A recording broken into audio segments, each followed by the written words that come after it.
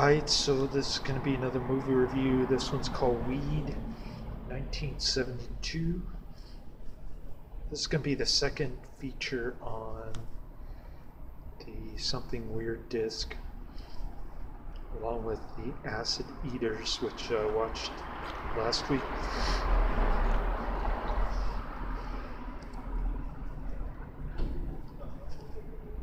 The guy who made this movie later on became a famous pornographer here in San Francisco. And you can tell he's pro-legalization. I don't know if he's libertarian or libertine or both. But it seems like he's not libertarian, even though he's pro-legalization all the way. He does balance it out by doing great interviews with law enforcement, getting them to admit that their efforts are in vain for the most part. And he goes all over the place, mostly because he and his buddy want to get some cheap grass. But he goes to Canada, Mexico. He goes to Saigon, not Saigon. He goes to Vietnam somewhere, and then he goes to Phnom Penh in Cambodia, where grass is legal. He also goes to Nepal, where grass is legal, and he gets really cheap grass there with his buddy. He's sitting there while his buddy's smoking the Park Avenue in Vietnam, the cheap, low quality stuff, kind of black market stuff in Vietnam. And he interviews a bunch of GIs there. So it's quite impressive in its scope. I think he was a good documentarian before he became a pornographer. Probably made more money that way.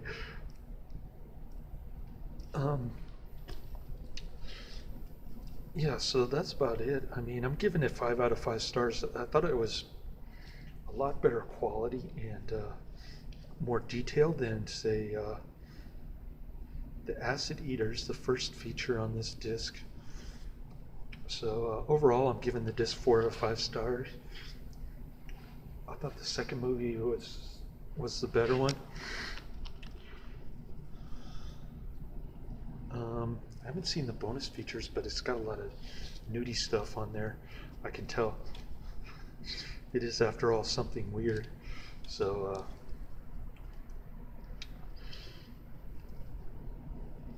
yeah, pretty good stuff. I was impressed. I'm gonna post the link to the movie on YouTube. It's available on YouTube. I don't know if it's public domain, but there's an extra 15 minutes on the YouTube version, I believe. If I'm not mistaken, Something Weird cut out 15 minutes on this one, so it's probably better to watch the YouTube version anyway, if you're interested. It's a great documentary about cannabis hemp, and one of the better ones in my opinion. Another good one is Aphrodisiac, which I think is David F. Friedman rated X movie about cannabis hemp, made around the same time, I guess. So pretty cool stuff. I enjoyed this flick. There's one guy who's kind of left-leaning, not necessarily libertarian per se, but he makes a lot of good points about how legalization is inevitable, just like during the Prohibition days. Prohibition repeal was inevitable. Hi.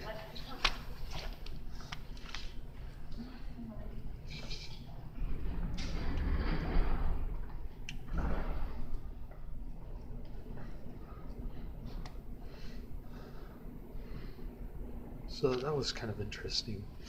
We have legalization coming to California in a couple days, but it's kind of pseudo legalization. I mean, if you're caught with more than an ounce or something, you still get busted. And there's a lot of weird stuff, like you can't grow it in your backyard, or some kind of weird regulation, heavy government stuff. So it's not really legalization per se. It's more like decriminalization, I guess, and heavy regulation. Kind of fits the communist California model here.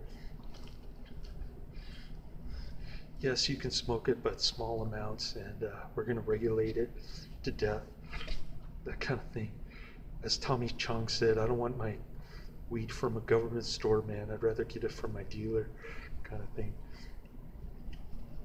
Which is kind of my attitude towards the whole pseudo-legalization movement here in California. I don't know how it is in other states like Colorado and Washington, but I know it's taxed heavy in Colorado. So that's another thing. I guess that's their way of making it legitimate. They're saying, hey, this is good tax revenue for us. It's all ridiculous and nonsensical. But I guess alcohol is heavily taxed in Washington State, so it's kind of interesting how the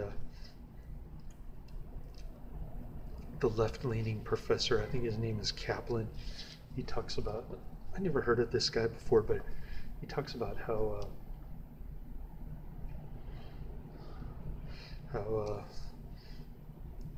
cannabis hemp is similar to alcohol. I don't see the similarity though, unless you're talking about drinking and driving or smoking and driving. Other than that, cannabis hemp just makes you hungry. And it might impair your ability to drive, I guess, somewhat.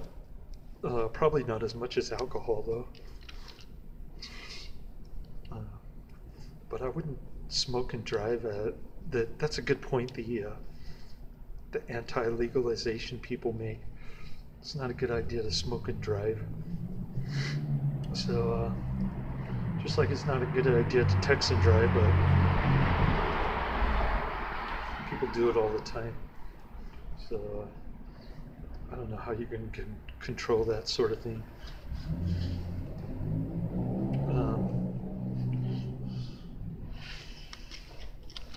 Cop pulled me over for doing that one time, and I just said, you know what, I was doing it at my stepdaughter's school like 10 minutes ago, and he let me go.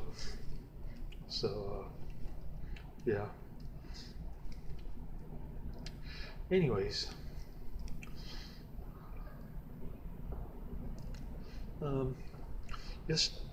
yesterday was my birthday, so I took my son to Boca de Beppo. And I ate so much food that I upchucked a little bit. I don't know if you can see my tum-tum, but I probably gained about 20 pounds yesterday. Because he wouldn't eat any of the salad, so I ate this huge bowl of salad with salami and lots of Italian dressing, like antipasti salad. Didn't agree with my stomach too well because I ate it real fast, like within an hour, and had a little upchuck at the table. I was getting a little dizzy from that. In addition, I got pizza and spaghetti and meatball. My son just ate a little bit of spaghetti and most of the bread. That was about it. So I had a lot of take-home spaghetti and pizza for tomorrow's lunch. I've been getting pretty good sleep, like 16 hours yesterday, and then Monday, Christmas Day, I got 16 hours. I was supposed to pick up my my uncle on Christmas Day to watch the Last Jedi movie, the latest Star Wars ridiculousness in 3D. And he's got dementia, of course. So he had poop in his pants when I went there. And I kept telling him to change his pants. Same as the caregiver was trying to tell him. And he was just totally oblivious to what was going on. He kept saying, Are you ready to go now? Are we ready to go? That kind of stuff. And so I ran out to my car real fast, locked the doors, and sped off. Left him in the dust. It was, I didn't want to deal with any of his poop nonsense. And then as far as ThaiFlirting.com goes, there's somebody who says she's from Ukraine. Now she's living in Ghana. Why would anybody move from Ukraine to Ghana? It doesn't make sense to me. I think she's fake. And she sent me a photo of her passport on Skype. But at first she said she tried video calling me on Skype. I found no such record of any video call on Skype. Then I tried video calling her. There was no answer, and she made up some excuse that her Skype wasn't working. Then she sends me all these messages like she only met me for the first time after messaging me like 20 times on ThaiFlirting.com.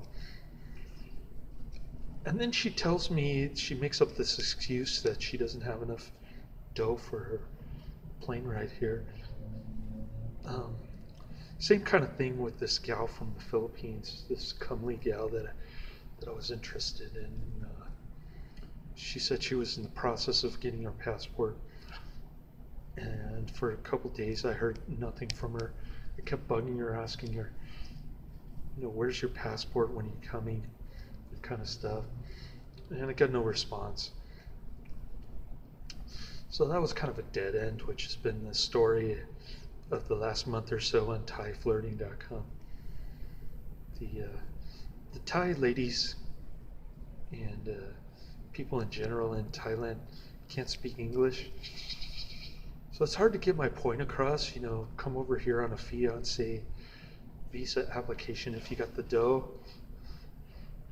You have a nice job, stable family, and lots of assets there in Thailand. Come over here to marry me within 90 days upon your arrival on a fiancé visa application. And it's just like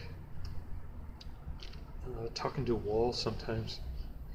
They don't understand, or they can't deal with the pressure of going through the Thailand government telling the truth about their assets and their family, their financial situation. So a whole lot of nothing in that regard, but thought I'd give it a try since I haven't had any luck with any of the US dating websites, namely OkCupid, which I got banned from for no apparent reason. Maybe sending photos of prostitutes to friends and family. I have no idea. And then there was they never told me why they kicked me out of there. They just said, sorry, your account has been suspended, goodbye. Just kind of lame. Not that I was getting any decent dates, mostly single moms from China or Burma, which was kind of lame. And then, so I tried Coffee Meets Bagel. Didn't really get anything there. I tried Plenty of Fish, which is mostly older women. Happen, nothing there. Tinder, there was an 18-year-old black girl, but she didn't want anything to do with me. since I wanted kids, and she thought her swim coach career at De Anza College was more important than kids, which is kind of not surprising for an 18-year-old. I wasn't expecting a real commitment from her anyways. Plus she's hella far in San Jose. So that, I wasn't too heartbroken over that. But anyways, not much going on the dating front. I'm sure there's something coming along the way, like the needle in the haystack kind of thing. But it's probably not somebody that is a good match for me. You know, single, no kids. Somebody who wants more kids. Somebody who's got some money so we can afford to move into a bigger place rather than my bachelor pad in Daly City. So that's about my personal life. I'm going to find the link to the Weed movie, the documentary from 1972, and I'll post it in the description box. Got to figure out how to copy and paste on my phone. I think I remember how, but yeah, I'll get that going in the description box so you can check it out if you're interested. Highly recommended. So for this one, man, I still got that salad in my stomach. I can taste it in my burp, man. I keep burping it up. That antipasti salad. I used to be able to handle Italian food when I was younger, but now I eat so many salads, man. My stomach can't handle it. But I'm gonna try to reheat it tomorrow for me and my son, and we'll see how that goes. The spaghetti and the pizza. So just fry the pizza in a pan and try to fry the spaghetti in a pan. And, yeah, I'm not too tired. I've got lots of rest. Drank the red line before I get to my graveyard shift here, the Holiday Inn in North Point Street in San Francisco. So got to do inventory here, but I thought I'd get my movie review in there. Pretty cool flick. Check it out later.